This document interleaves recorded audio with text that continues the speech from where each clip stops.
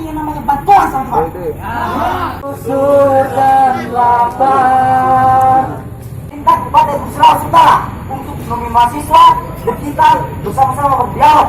Penindasan yang dilakukan oleh bangsa kita sendiri.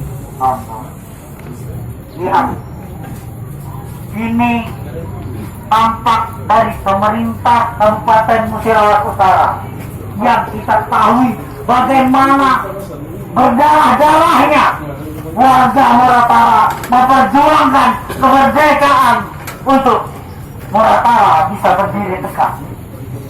Pikirlah, mahasiswa di Kabupaten Muratara ini, apakah Musirawas Utara akan terus berpolemik?